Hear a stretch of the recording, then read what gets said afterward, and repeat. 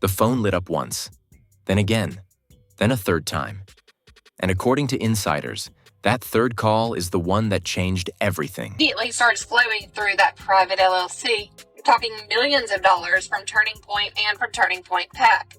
Right around that same exact time, Tyler Boyer, who could barely handle his HOA fees, buys a $1.9 million mansion with $600,000 down in cash. Because on the other end of that line was a sentence that allegedly sent shockwaves through TPUSA's leadership. The IRS has officially opened the investigation. Not a rumor, not a social media trend, a federal investigation. Sources claim that within minutes, emergency legal consultations were triggered. Finance executives were pulled into a closed-door session. Senior advisors reportedly began reviewing internal documentation from the past 3 fiscal years. The first question allegedly asked inside the room wasn't about messaging. It was this: what exactly are they looking at? Because the IRS does not randomly open files on high-profile political nonprofits. Reviews typically begin with documentation, discrepancies, flagged reports, or internal complaints. And if documentation was provided, that means someone handed it over. Now here's where the pressure escalates. According to individuals claiming knowledge of early review signals, investigators are reportedly examining restricted donor funds and whether campaign representations aligned precisely with how funds were allocated. Restricted funds are not flexible. They are promised for specific initiatives. If allocations diverge, even slightly, that opens the door to misrepresentation concerns. And misrepresentation, when tied to executive approval chains, becomes personal. Not organizational, personal. Because once investigators begin tracing signatures, timestamps, and authorization records, accountability moves upward. And insiders are quietly asking, did any internal compliance concerns surface months ago? And if they did, how were they handled? An anonymous source alleges that at least one internal discussion focused on managing perception rather than escalating structural corrections. If documentation reflects that tone, intent becomes part of the investigation. Meanwhile, Erika has not issued a public statement, but sources claim she has been in continuous contact with legal advisors. Board members are reportedly requesting briefings. High-level donors are seeking clarification behind the scenes. And perhaps most telling of all, some senior personnel are allegedly consulting independent legal counsel. When individuals begin securing separate representation, it signals something deeper than routine review. This is no longer about optics. It's about documentation. And the critical question is no longer whether the investigation exists. It's how far it goes. Because if the paper trail leads directly to executive-level approvals, this won't remain just an organizational issue. And according to insiders, what investigators are preparing to examine next could determine whether this becomes a compliance adjustment or something far more serious. What makes this situation even more explosive is not just the fact that a federal review is underway. It's the timing. Because according to multiple sources familiar with the organization's internal calendar, this investigation didn't hit during a slow season. It reportedly surfaced during a period of aggressive fundraising expansion. High-dollar donor dinners, private strategy retreats, major campus tour announcements, all happening within the same quarter that insiders claim compliance consultants were quietly brought in. Quietly. No public statement, no announcement to supporters. Just an internal move that, in hindsight, now looks less routine and more preventative. And that raises an uncomfortable question. Was leadership already aware that something might attract scrutiny? Because organizations typically hire outside compliance advisors either proactively or reactively. If it was proactive, why? If it was reactive, what triggered it? Now here's where things begin to feel even more calculated. Sources allege that in the months leading up to this investigation, certain fundraising campaigns emphasized urgency at an unprecedented level. Critical funding window. Immediate action required. Historic expansion opportunity. Strong messaging. A powerful language. But if investigators are now examining whether campaign messaging precisely matched expenditure allocation, every word used in those appeals may come under scrutiny. Because federal reviews don't just look at numbers, they compare representations to reality. If donors were told funds would build specific infrastructure, launch specific programs, or directly support particular initiatives, and the financial trail shows broader operational allocation instead, regulators may demand explanation. And explanations must be documented, consistent, chronologically aligned. Now here's the development that reportedly unsettled senior leadership late yesterday. An internal accounting reconciliation summary from earlier this year allegedly highlighted timing discrepancies between pledged donations and recorded revenue entries. On timing discrepancies, that phrase may sound technical, but in nonprofit reporting, timing matters. When a donation is pledged, announced, processed, and reported, each step has compliance implications. If public messaging celebrated funds before they were fully processed or allocated, investigators may ask whether reporting standards were fully adhered to. That doesn't automatically mean wrongdoing, but it does mean questions. And once questions begin, they rarely stop at one department. Meanwhile, board members are reportedly requesting written summaries of every compliance concern raised in the past 24 months. Every concern, not just recent ones.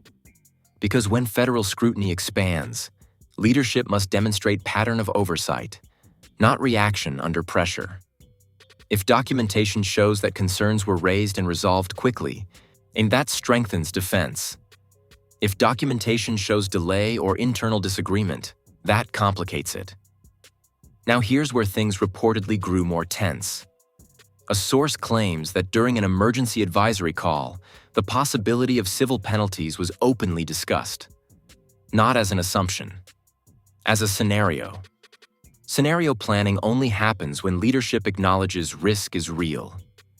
Because civil penalties can include fines, mandated reporting adjustments, and public consent agreements. Consent agreements are public. Public agreements shape perception permanently, and perception in political advocacy can determine influence. Meanwhile, donors are increasingly cautious. Some are reportedly asking for escrow-style pledge agreements, meaning commitments are promised, but funds are withheld until clarity emerges. That signals hesitation. And hesitation spreads quickly in fundraising ecosystems. Now consider the operational impact. Legal teams cost money. External compliance consultants cost money. Crisis communication firms cost money. If donor flow slows while costs increase, financial strain builds. And financial strain during investigation amplifies instability. Here's another detail circulating quietly tonight. Allegedly, investigators may be reviewing whether any executive compensation adjustments coincided with peak fundraising messaging periods. Executive compensation is not illegal. Performance bonuses are common. But if bonus structures align closely with urgent public fundraising appeals, critics may question optics. Optics influence narratives. Narratives influence outcomes. And outcomes shape careers. Now picture the internal pressure.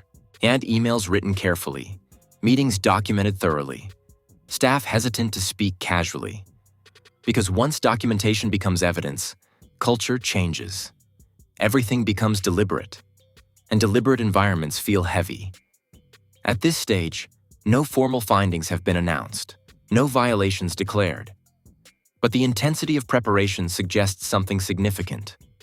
Leadership understands the stakes. This is not a routine clarification. It's a structural review. And structural reviews test more than bookkeeping. They test governance. They test transparency. They test judgment. The most unsettling whisper tonight? Investigators may be examining whether internal warnings, if any existed, were escalated to the board level promptly. If escalation was delayed, the narrative shifts from complexity to oversight failure. And an oversight failure reaches directly to executive authority, which means this investigation may not stop at organizational adjustments. If authorization chains connect directly upward, accountability becomes personal. And once accountability becomes personal, scrambling turns into survival strategy, because what regulators reportedly intend to examine next could determine whether this remains a compliance story or evolves into something far more consequential. And just when leadership believed they understood the battlefield, another layer reportedly surfaced, one that shifted the focus from financial classification to structural authority. Because according to sources familiar with internal advisory discussions, investigators may now be analyzing governance hierarchy itself, not just who approved expenses, but how authority was structured. That's when things move from accounting to architecture, because nonprofit governance relies on layered oversight, executive leadership, compliance officers, finance committees, board directors. If those layers operated smoothly, documentation should reflect it clearly. If they didn't, investigators start asking why safeguards failed. And here's the detail that allegedly made one board member visibly uneasy. An internal review reportedly revealed that during periods of rapid fundraising expansion, certain approval thresholds were temporarily adjusted to streamline operations. Streamline operations. That phrase can mean efficiency, or it can mean shortcuts. If approval limits were raised or secondary sign-offs were reduced during peak donation cycles, audit investigators may question whether speed was prioritized over scrutiny. That doesn't automatically imply misconduct, but it invites examination, and examination brings exposure. Now imagine the implications if investigators determine that governance safeguards were relaxed, even temporarily, during high-revenue periods. Critics would frame that as risk-taking, regulators would frame it as oversight vulnerability, and leadership would need to justify the decision. Decision-making under pressure is rarely judged kindly after the fact. Meanwhile, internal morale is reportedly strained. Sources claim staff members are being advised to route all external communication through legal review. That includes donor responses, media inquiries, even partner correspondence. When communication bottlenecks tighten, it signals defensive posture. And defensive posture during investigation fuels speculation. Now here's where the situation allegedly intensified. A senior compliance consultant speaking anonymously to a policy-focused publication noted that when federal reviews begin examining governance mechanics, it often signals that preliminary financial questions uncovered structural inconsistencies. Structural inconsistencies are harder to correct retroactively because they involve systems, not line items. And systems reflect leadership philosophy. Did leadership emphasize growth over infrastructure? Did expansion outpace compliance staffing? Were risk assessments conducted during scaling phases? These questions don't just test accounting, they test judgment. Now consider another ripple effect. Some donors reportedly began requesting detailed breakdowns of specific campaign outcomes tied to their contributions. Not broad reports, specific outcome metrics. If those metrics differ from projected targets used during fundraising appeals, explanations will be required. Explanations that must be precise, consistent, documented. Any variation between internal projections and public promises becomes narrative fuel, and narrative fuel spreads quickly. Meanwhile, a separate rumor circulating in political circles suggests that at least one former internal finance official may have voluntarily cooperated with investigators. Unconfirmed. But if true, it changes the landscape, because insider cooperation accelerates federal reviews. Insider cooperation often provides context beyond spreadsheets. Context can clarify or complicate. And if investigators already possess first-hand internal accounts, leadership may be reacting to information they haven't fully seen yet. That uncertainty breeds tension. Now here's the moment that reportedly shifted the atmosphere from anxious to strategic. Legal advisors allegedly presented 3 distinct defensive pathways to leadership: full transparency and proactive disclosure, measured cooperation with minimal public commentary, or aggressive public counter-narrative framing the investigation as politically motivated. Each path carries risk. Full transparency may expose more than expected. Measured silence invites speculation. Aggressive counter-narrative risks antagonizing regulators. Choosing incorrectly could amplify consequences. And the clock is ticking, because investigations operate on timelines independent of media cycles. And if preliminary findings surface before leadership defines the narrative, perception hardens. Meanwhile, affiliates and political allies are reportedly conducting quiet risk assessments. If alignment appears unstable, distance grows. Distance reduces collective defense, and fragmented defense weakens influence. Now here's the most unsettling whisper circulating late tonight. Allegedly, investigators are mapping internal escalation protocols, specifically whether compliance concerns were routed to board-level oversight in real time or filtered through executive channels first. If escalation bottlenecks are discovered, regulators may argue oversight mechanisms were insufficient. Oversight insufficiency invites reform mandates.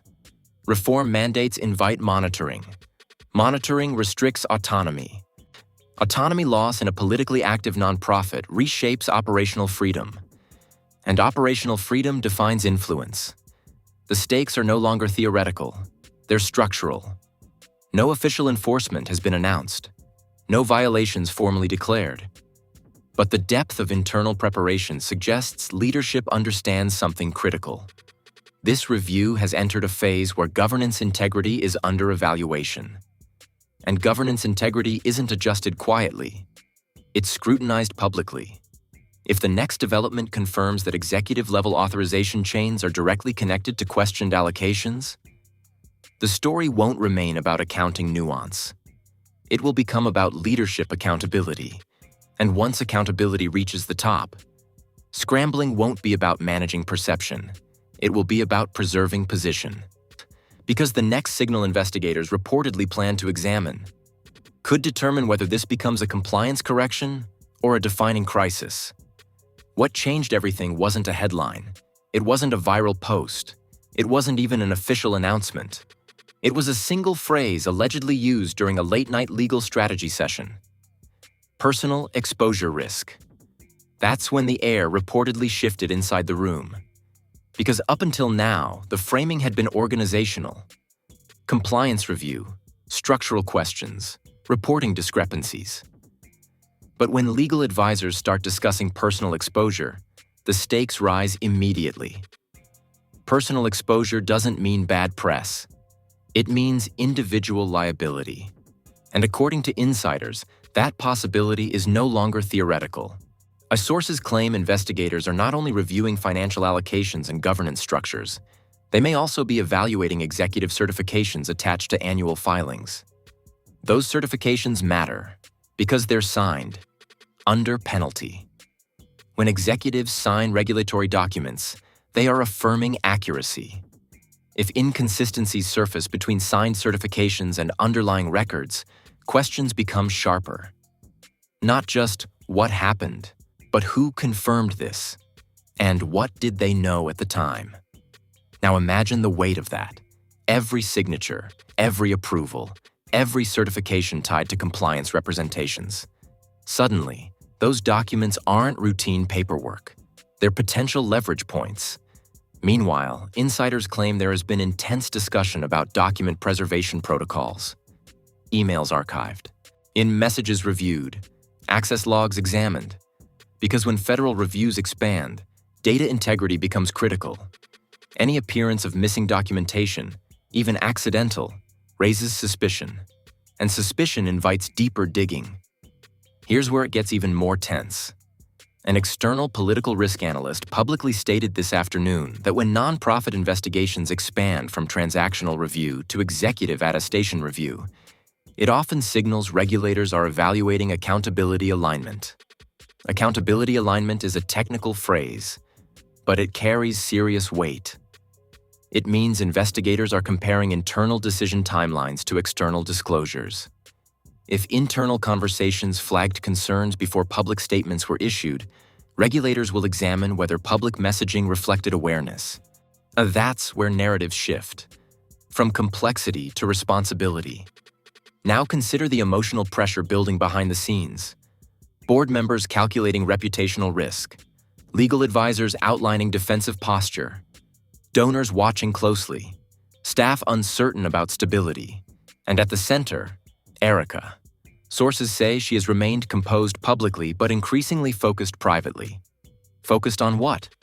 Damage control, narrative management, and reportedly, strategic contingency planning. Contingency planning for leadership restructuring scenarios. That's not confirmation of change. But preparing for leadership transition protocols during investigations suggests recognition of potential escalation. Now here's the development that reportedly unsettled even seasoned advisors. An internal timeline reconstruction allegedly revealed that certain financial review discussions occurred weeks before compliance consultants were formally engaged.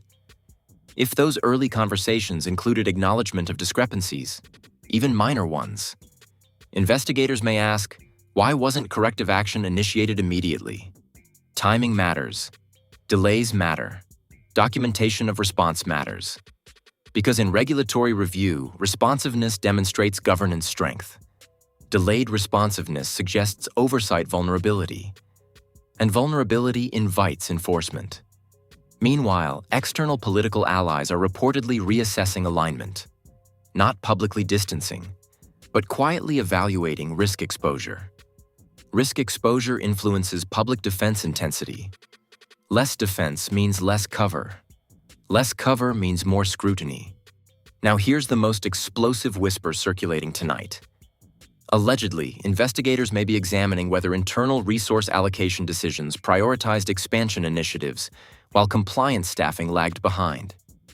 If true, that frames the issue not as accidental misclassification, but as strategic imbalance. Growth over governance, momentum over monitoring. If that narrative takes hold, critics won't frame this as a technical accounting matter. They'll frame it as leadership philosophy under scrutiny. And philosophy is harder to defend than paperwork. At this stage, nothing has been formally concluded. No enforcement action announced, no penalties declared. But the intensity of strategic preparation suggests something undeniable. Leadership understands the risk has shifted from procedural to personal. The question now isn't whether the investigation exists. It's whether executive certification and governance oversight mechanisms withstand forensic review. Because if investigators determine that executive assurances conflict with internal documentation timelines, this won't remain about compliance adjustments. It becomes about accountability credibility.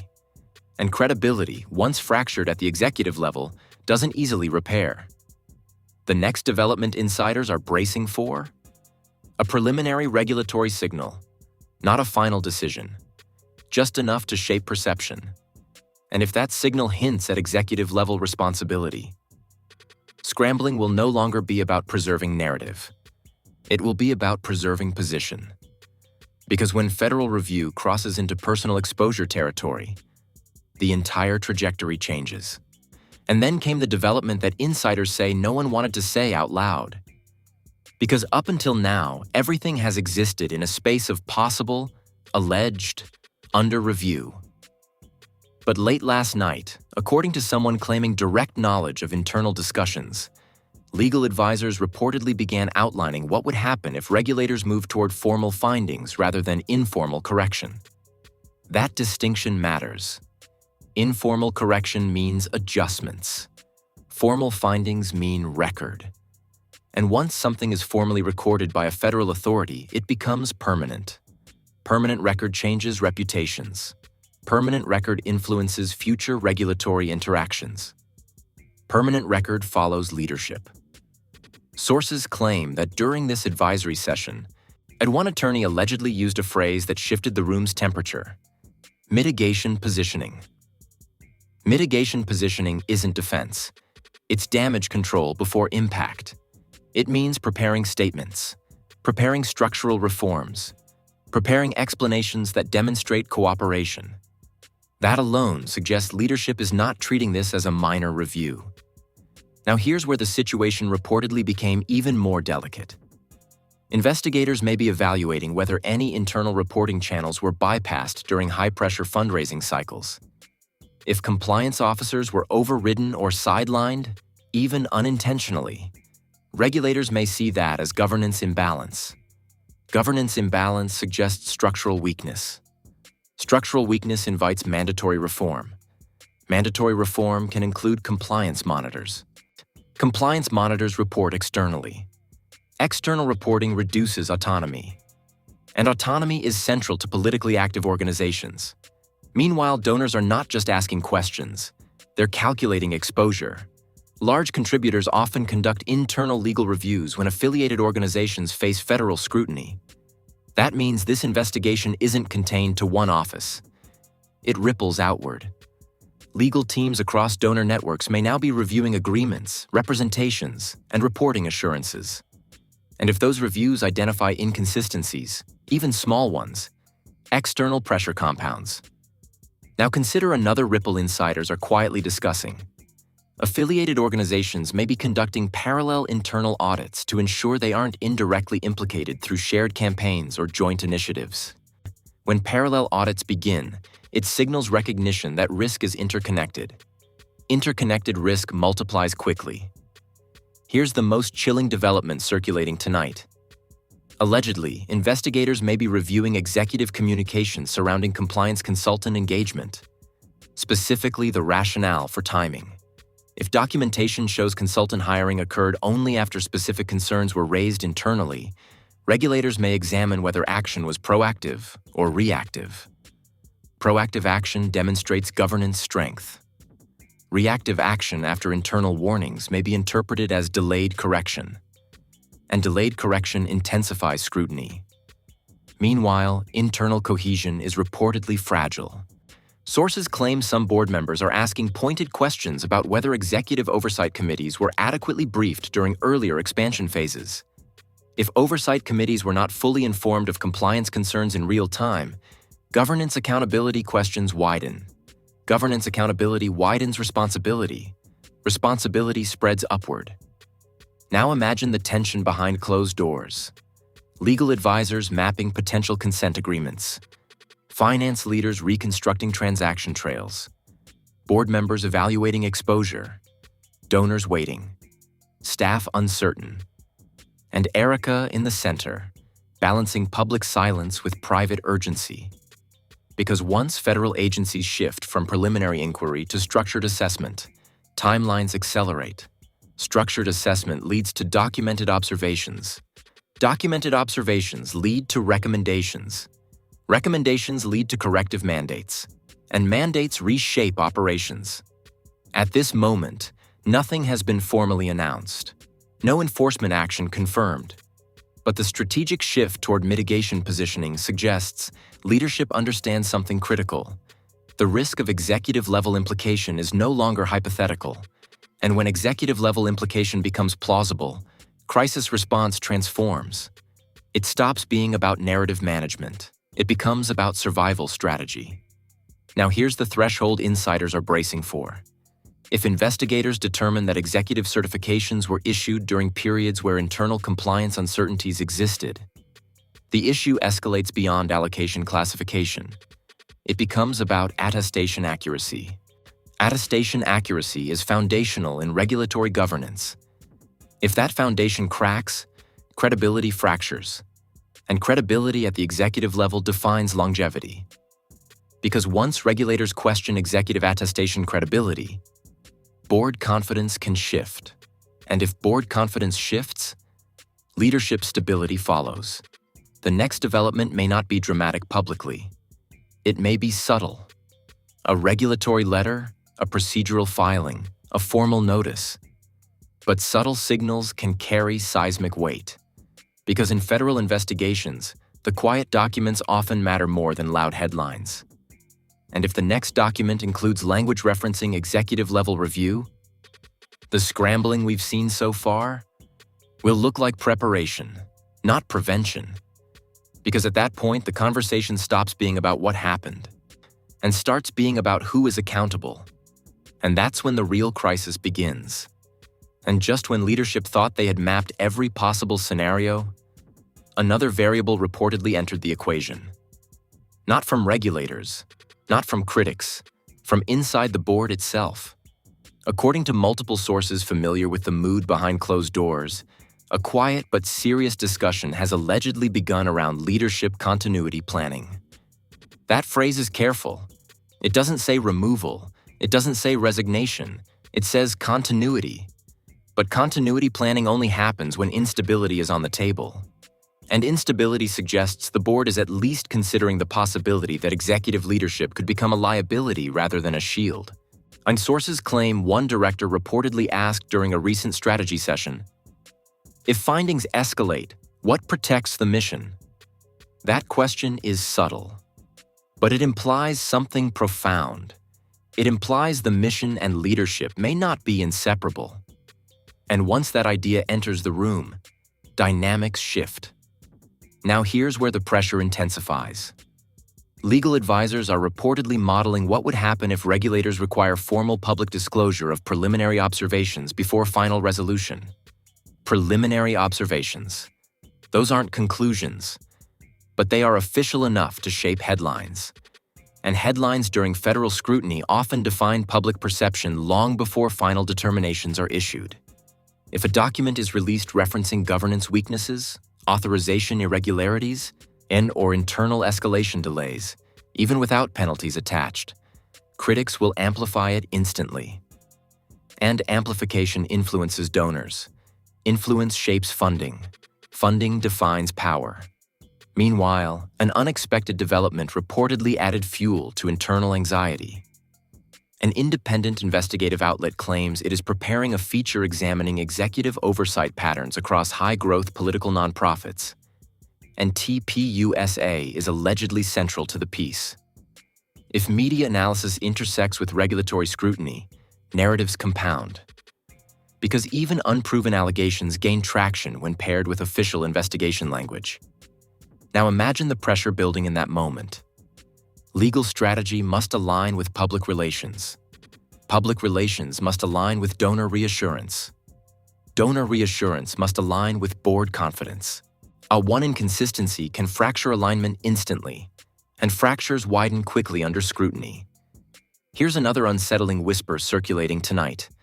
Allegedly, regulators may be reviewing whether board-level compliance briefings were documented consistently during expansion years.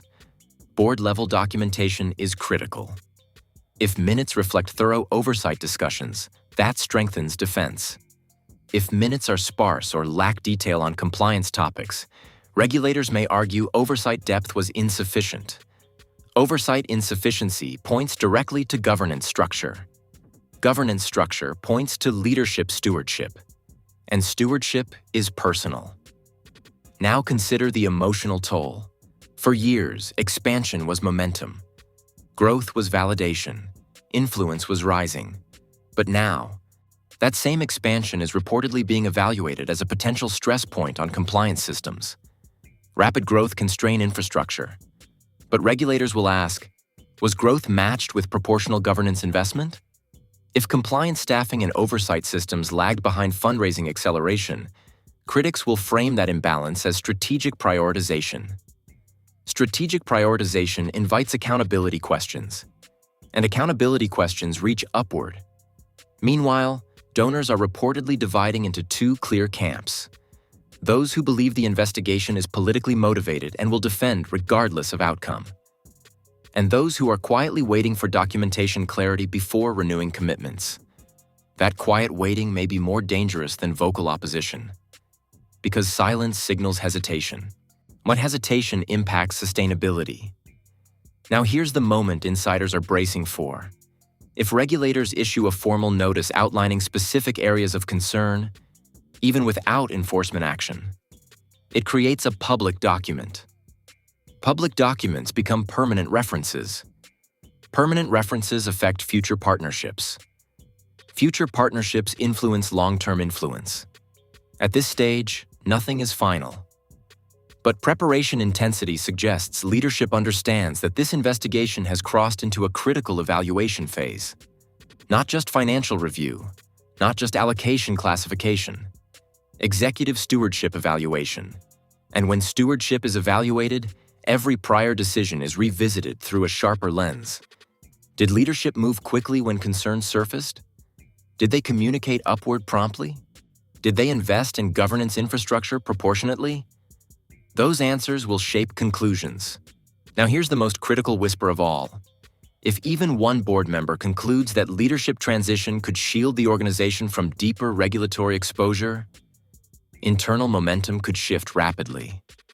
Because boards protect institutions first, individuals second. And if that calculus begins tilting, scrambling won't be about external optics.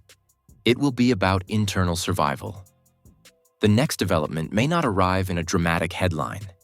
It may arrive in a controlled statement, a strategic adjustment, a subtle announcement framed as organizational strengthening. But insiders know that when continuity planning discussions begin during federal scrutiny, it signals something undeniable. The situation is no longer contained. It's entering a defining phase. And if that phase confirms executive-level vulnerability, this won't just be a compliance story. It will be a leadership reckoning.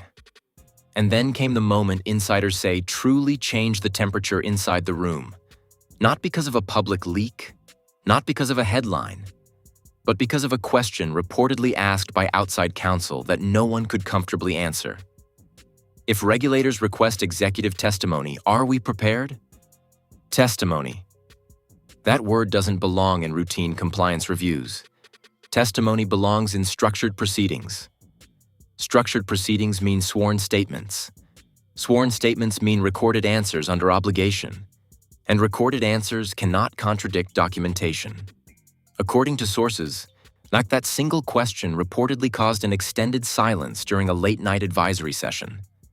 Because testimony introduces a new dimension. Not just paperwork, but narrative under oath. And when narrative meets documentation, inconsistencies matter. Now here's where it becomes even more serious. Insiders claim investigators may be evaluating whether executive certifications tied to financial disclosures were issued during periods when internal compliance uncertainties were still unresolved. If certifications were signed before full clarity existed internally, regulators may ask whether due diligence thresholds were adequately met. Due diligence is not optional. It's expected. If investigators conclude that diligence lagged behind certification, accountability shifts from administrative oversight to executive responsibility. And executive responsibility carries weight far beyond fines. Meanwhile, internal discussions are reportedly intensifying around documentation review timelines.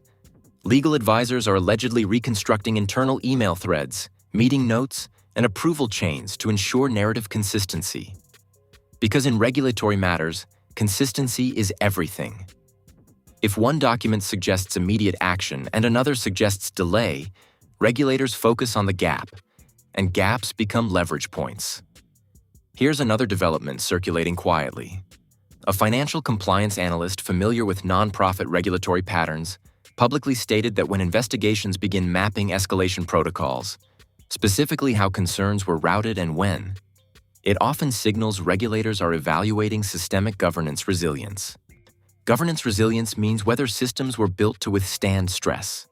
If systems bend under growth pressure, regulators may argue structural reinforcement was overdue. Structural reinforcement often comes with mandated reforms. Mandated reforms can include compliance monitors or enhanced reporting requirements.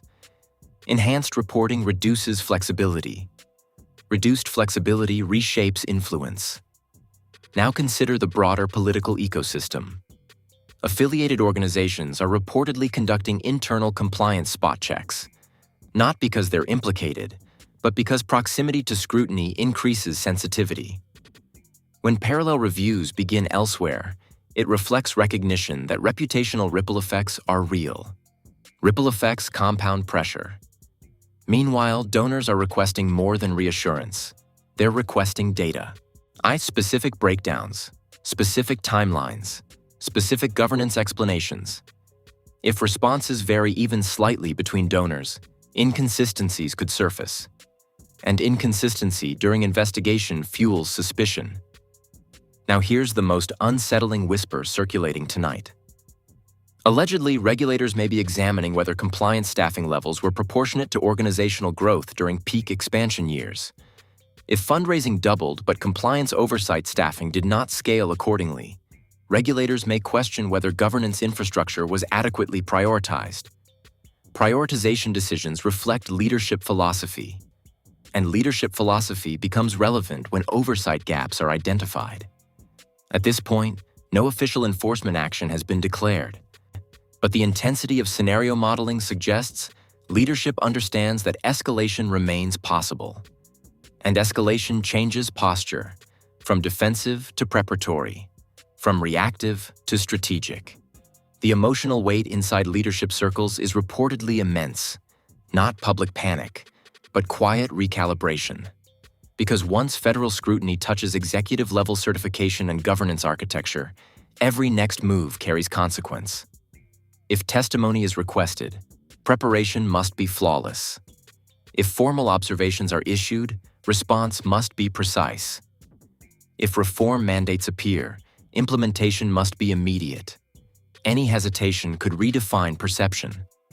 And perception under federal scrutiny can shape future outcomes as much as findings. The next threshold insiders are watching for? On a structured regulatory communication, not an informal inquiry, but a document signaling transition into formal assessment phase. That document won't need dramatic language. Its existence alone would signal that the review has matured. And if that happens, the conversation stops being about what the organization did and starts being about what leadership certified. Because when certification and scrutiny intersect, scrambling no longer protects influence. Only accountability does. And then, according to insiders, the conversation shifted from what if to when. Because once legal advisors begin drafting potential testimony outlines, once mitigation language starts getting prepared in advance, once continuity planning is discussed in the same breath as compliance review, the mood inside an organization changes permanently. CITES sources say a late-night strategy memo circulated among senior advisors outlining what they called a reputational containment corridor. That phrase alone speaks volumes. A containment corridor isn't about denial. It's about narrowing fallout. It's about limiting how far impact spreads. And if you're planning containment, you're anticipating impact. Now here's where it gets even more tense. According to someone familiar with internal preparations, regulators may be reviewing whether any executive-level sign-offs occurred during periods when financial data was still undergoing reconciliation adjustments. Reconciliation adjustments are normal in accounting, but timing matters. If final certifications were issued before reconciliation processes were fully closed, investigators could question whether executive assurances were premature. Premature assurances under federal scrutiny are dangerous territory because they open the door to arguments about diligence standards. And diligence standards define accountability. Meanwhile, donors are reportedly asking a new type of question. Not just, is everything compliant? But, has there ever been a moment where leadership was warned and didn't act immediately?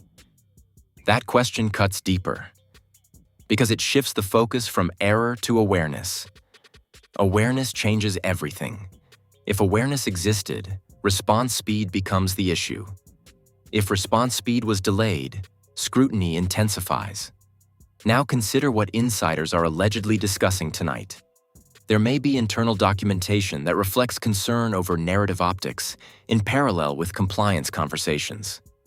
If that documentation surfaces, the critics could argue perception management was prioritized alongside or ahead of structural correction.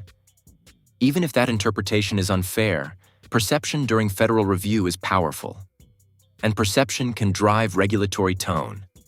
Here's another unsettling development circulating quietly. A political governance expert publicly stated that when nonprofit investigations begin intersecting with executive attestation review, regulators are often evaluating long-term governance credibility, not just short-term compliance gaps. Long-term credibility assessments are significant. They influence future oversight posture. They influence trust in executive leadership. They influence how regulators engage moving forward. And once credibility is questioned, regaining it requires more than a statement. It requires structural demonstration. Meanwhile, internally, advisors are reportedly mapping communication timelines, reconstructing when compliance concerns were first identified, when they were escalated, and when they were resolved. Because if escalation documentation reveals lag between concern and action, regulators will focus on that lag. Lag suggests vulnerability. Vulnerability invites enforcement framing. And enforcement framing reshapes public perception permanently. At this stage, nothing has been finalized. No penalties announced, no formal findings declared. But the atmosphere insiders describe is no longer defensive. It's anticipatory. Because when legal teams prepare testimony outlines and boards discuss continuity safeguards simultaneously, it signals recognition of potential executive-level exposure. And executive-level exposure is transformative. It affects board confidence. It affects donor reassurance. It affects political alliances. It affects legacy. The next milestone insiders are watching for isn't dramatic. It's procedural. A formal communication from regulators indicating transition from preliminary inquiry to structured evaluation phase. That shift doesn't need loud language. Its presence alone would confirm that scrutiny has matured. And if scrutiny has matured to that level, the narrative evolves from reviewing compliance systems to evaluating executive stewardship. Stewardship is personal. Stewardship defines tenure. And once stewardship credibility is under review, scrambling becomes strategic positioning. Because at that point, the question is no longer how to quiet headlines. It's how to preserve leadership authority. And if that authority is tested under oath, it's under documentation review, under governance mapping. The outcome will shape more than a news cycle. It will shape the future of the organization itself. And then the pressure stopped being quiet. Because up until now, everything had been happening behind closed doors. Legal memos, compliance reviews, board discussions, scenario planning. But late this afternoon, something shifted. A regulatory update, not explosive, not accusatory, but official enough to change the atmosphere, was reportedly circulated internally. Not a final finding, not an enforcement action, but a notice confirming that the review had moved into what sources described as a formal assessment stage. That phrase alone carries weight. Formal assessment means structured evaluation. Structured evaluation means defined questions. Defined questions mean documented answers. And documented answers become part of the record. According to insiders, that document outlines specific areas regulators intend to examine more closely. Executive certification timelines, restricted fund allocation alignment, governance escalation protocols, conflict of interest disclosures. Each one of those categories reaches upward. Each one touches leadership oversight. And that's when the reality reportedly settled in. This is no longer about correcting line items. This is about explaining decisions. Now imagine the internal meeting that followed. Board members seated around a polished table. Legal advisors speaking carefully. Finance leads presenting reconstructed timelines. And one central theme emerging. Consistency is critical. Because when regulators ask for clarification, and inconsistencies become vulnerabilities. If one document suggests swift action and another suggests delay, investigators zero in. If one communication implies certainty and another reveals uncertainty, intent is questioned. And once intent is questioned, tone shifts. Meanwhile, the public has begun sensing movement. Journalists are asking sharper questions. Political commentators are drawing connections. Analysts are dissecting publicly filed documents line by line. The story is no longer speculative. It's evolving. Donors are responding too. Some are publicly reaffirming support. Others are privately withholding future commitments pending clarity. That split is meaningful. Because financial hesitation impacts operational planning. Operational strain during formal review compounds instability. Now here's where the situation becomes deeply strategic. Sources say legal advisors are preparing for the possibility that regulators may request executive-level interviews. Not testimony yet, but interviews. Interviews mean questions. Questions mean context. Context must align perfectly with documentation. If context and documentation diverge, credibility weakens. Credibility under federal review is everything. At the same time, internal communications are reportedly being audited to ensure narrative cohesion. That's not about hiding information. It's about preventing contradictions. Because once formal assessment begins, contradictions amplify risk.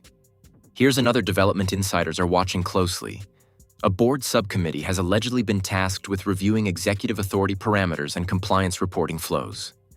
That may sound procedural, but reviewing authority parameters during investigations signals awareness that structural clarity may soon be demanded. Structural clarity often leads to governance adjustments. Governance adjustments can include leadership rebalancing. Leadership rebalancing shifts power.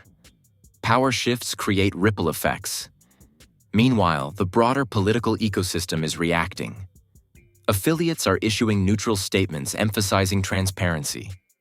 Opponents are framing the investigation as overdue accountability. Supporters are defending aggressively. The narrative battlefield is active, and narratives shape perception before conclusions ever arrive.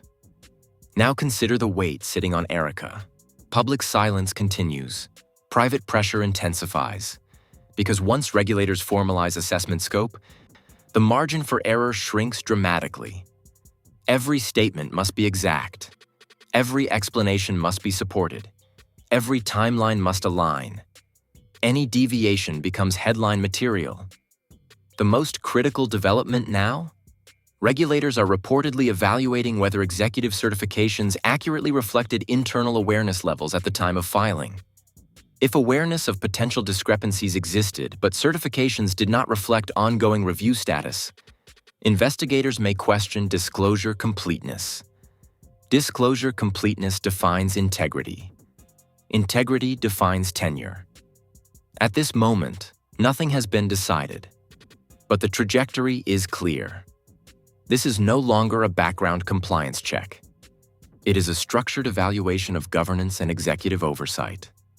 And when governance and executive oversight are under review simultaneously, outcomes rarely remain small. The next phase will likely involve direct engagement between regulators and executive leadership. If those engagements confirm alignment, damage may be contained. If they reveal divergence, consequences escalate. Because once formal assessment crosses into executive accountability territory, scrambling turns into positioning, and positioning determines survival. The next move won't just shape headlines, it will shape authority. And authority, once challenged under federal scrutiny, is never the same again. And then came the moment insiders say felt like a turning point.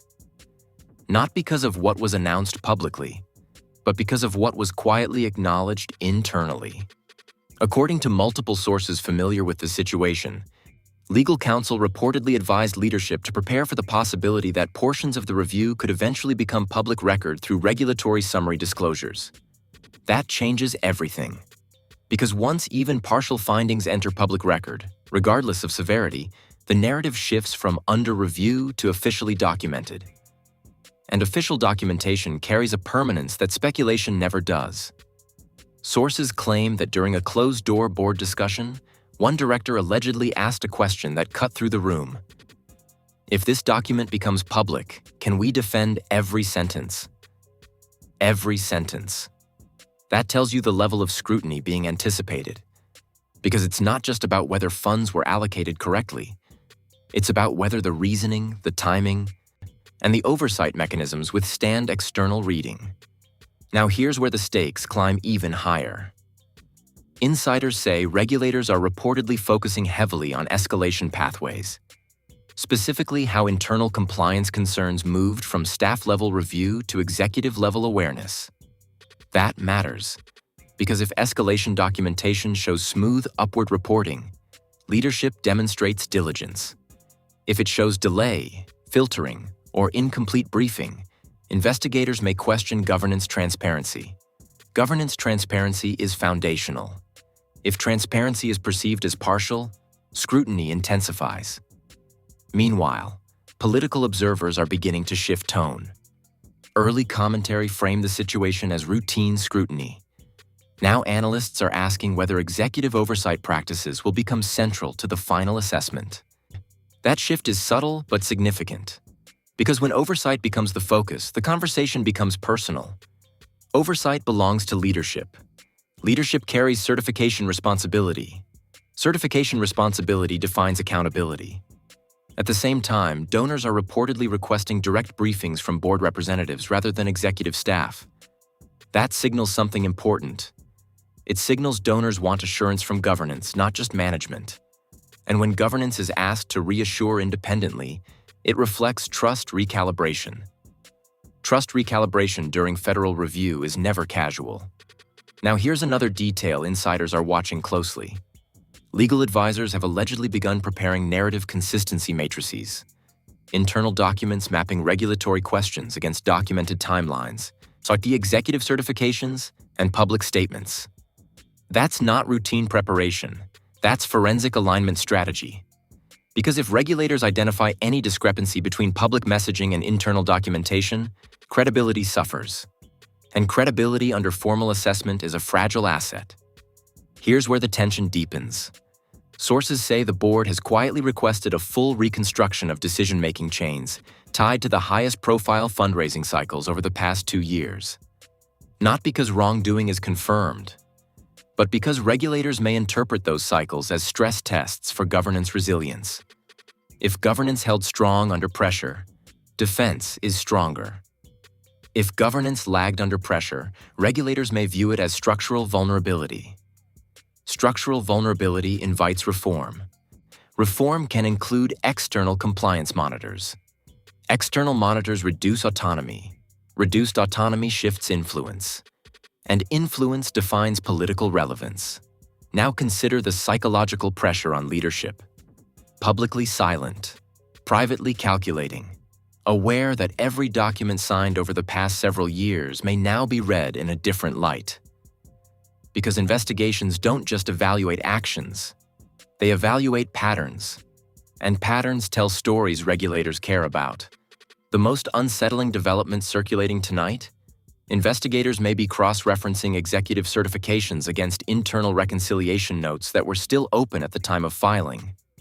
If reconciliation processes were ongoing while certifications were finalized, regulators may ask whether disclosure language should have reflected ongoing review. And that question alone can redefine tone. Tone influences enforcement decisions, and enforcement decisions influence legacy. At this point, nothing has been finalized. But insiders agree on one thing. The review has entered a stage where executive stewardship is central. Not peripheral. Central. If regulators conclude that executive oversight mechanisms were adequate and timely, the damage may be contained. If they determine oversight fell short during critical growth phases, outcomes could expand beyond procedural correction. And when outcomes expand beyond procedural correction, they reshape leadership trajectories. The next milestone insiders are watching for is direct executive engagement with regulators under formal documentation protocols. If that engagement goes smoothly, stabilization is possible. If it reveals inconsistencies, escalation accelerates. Because once federal scrutiny locks onto executive-level certification and governance architecture simultaneously, the margin for error disappears. And when the margin for error disappears, scrambling becomes irrelevant. Only documented accountability remains. And documented accountability is what will determine whether this remains a compliance chapter or becomes a defining reckoning. So now the real question is this. Was this just aggressive expansion that outpaced compliance systems? Or are we watching the beginning of something much bigger? Do you believe this IRS investigation is routine oversight that will quietly fade away? Or do you think it's the first domino in a chain reaction that could reshape leadership entirely?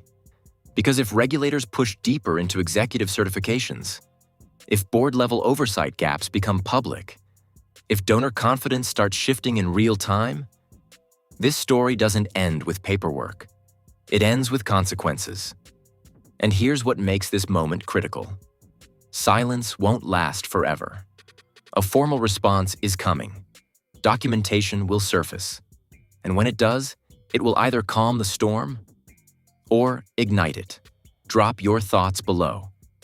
Is this political targeting, structural oversight failure, or something in between? Make sure you like this video if you want real updates without spin.